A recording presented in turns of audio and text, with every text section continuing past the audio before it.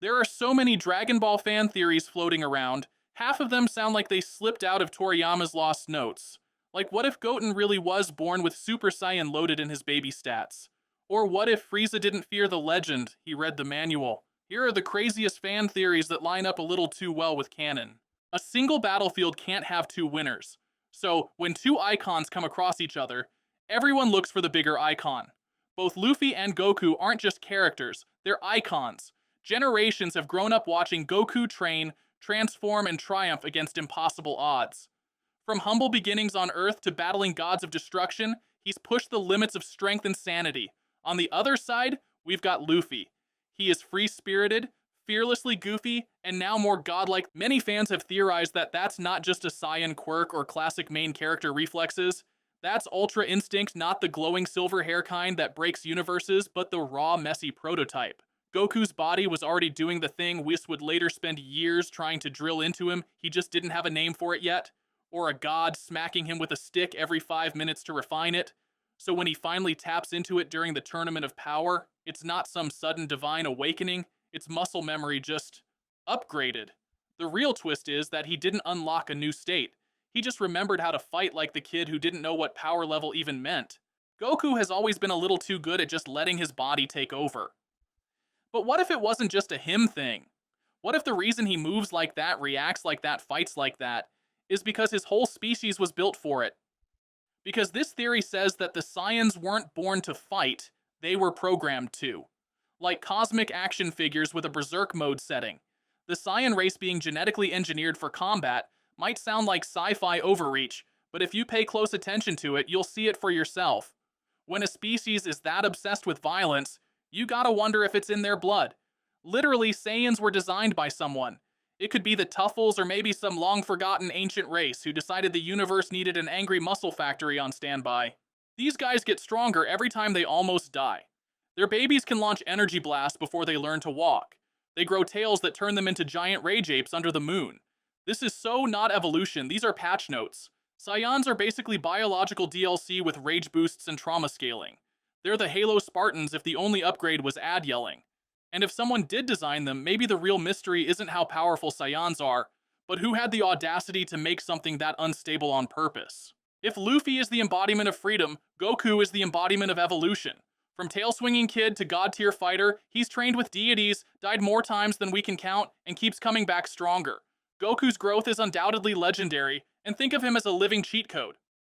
With Ultra Instinct, he's not just fast, he moves without thinking. His body reacts on its own. He dodges attacks. So fans did the math here, and well, if you see, Goku was already a Super Saiyan when Goten was conceived. So what if that golden DNA upgrade carried over? Goten was born with Super Saiyan already baked in. Not because he had a whole Namek saga to build up to it. Goten's basically the first plug-and-play Super Saiyan. It's like being born with a PS5 that already has all the DLC unlocked and the cheat codes saved on slot 1. That kind of power is inherited, and no one, not even Vegeta, is emotionally okay with that. Alright, time for the ultimate showdown. This is what actually happens when these two unstoppable forces clash. Luffy charges in with that goofy grin limbs flailing like noodles, the laws of physics twisting around him like he's in a fantasy episode. On the flip side, Goku stands calm, reading Luffy's movements, his body glowing with divine energy, ready to dodge at the speed of thought. Luffy is unpredictable, and his unpredictability gives him an edge early on. He might catch Goku off guard with a goofy but deadly move. He might turn the battlefield into rubber slingshot a mountain, or bounce back a Kamehameha like it's a beach ball. But Goku, he has seen wild, and he is wild. He has battled beings who literally rewrite time, erase reality, or exist in multiple dimensions. So nothing worse is worse for him.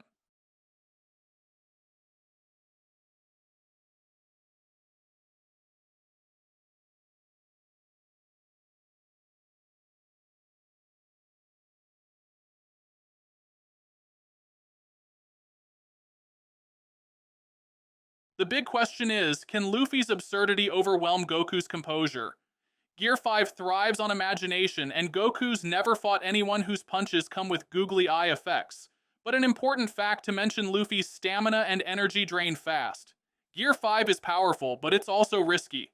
Goku has fought longer, harder battles across multiple lifetimes, and almost always finds a way to push further, especially when the stakes are high.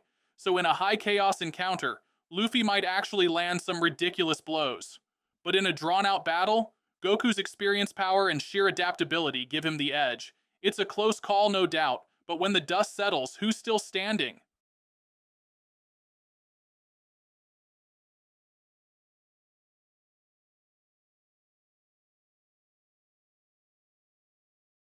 To be honest, this isn't just a fight about who's winning. It's a celebration of two of anime's most iconic heroes and what they bring to the ground. Luffy is joy, freedom, and chaos, while Gear 5 is a love letter to creativity, a form that turns battle into theater. Goku, on the other hand, is discipline, resilience, and the relentless pursuit of growth. He doesn't just want to win, he wants to earn it.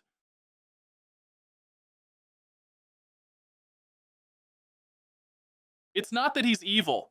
He's just too far removed to care. He's not some cosmic baby with mood swings. He's the embodiment of function over feeling. Think of him less like a god and more like a universal cleanup algorithm with a smiley face sticker. You can't guilt trip him or reason with him because in his frame of reference, deleting a universe is like uninstalling a laggy app. It's only about maintenance, he's just disconnected.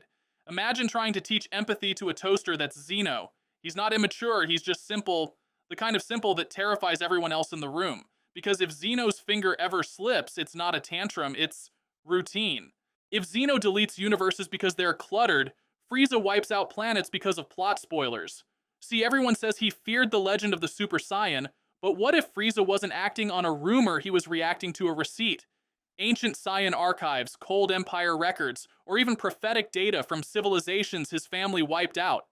Something told him exactly what the Super Saiyan would be. You know it too that Frieza has never feared anyone.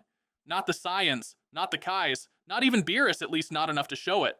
He strolls through planets like they're his backyard, blows them up like it's light cardio. This guy doesn't flinch when he meets Namekians with magic powers, or when Vegeta's screaming about becoming a god. So why does a monkey with spiky hair suddenly make him tremble? That's the part that makes this theory hit differently. Frieza isn't scared of Saiyans, he's scared of what they become. He didn't destroy planet Vegeta out of paranoia. He did it like someone taking out the trash before it turns into a problem. Frieza's obsession with control is off the charts. He micromanages everything. If he heard about some warrior of legend strong enough to end him, he'd start calculating his empire has ruled for generations because he's planning, and suddenly this prophecy of a golden-haired Saiyan shows up. That's not a gamble he's willing to take, so when Goku transforms on Namek, Frieza's devastated because a warning came true. The exact thing he thought he deleted just hit the undo button and punched him in the face. Now, a universe swap between these two icons would actually be something wild. Goku wakes up on a ship in the Grand Line, Noki no flying, and no idea what a devil fruit is. Meanwhile, Luffy opens his eyes on planet Namek, surrounded by aliens throwing energy blasts like dodgeballs. Goku would probably end up challenging every warlord and the world government before lunch, and somehow still become best friends with Shanks. He would train with Zoro, learn hockey in a week, and probably invent a Super Saiyan pirate god form by accident.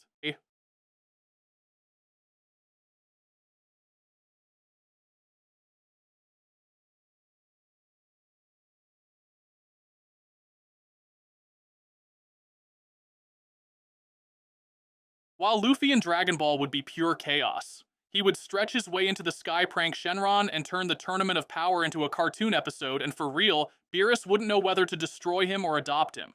Switching universes might actually break both timelines, but we would love every second of it. Whether they fight team up, or reality just collapses around them. We would love to watch it.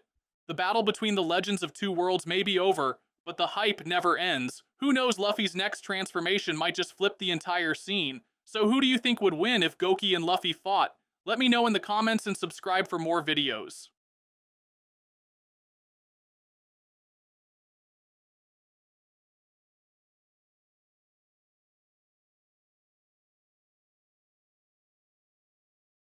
There are so many Dragon Ball fan theories floating around. Half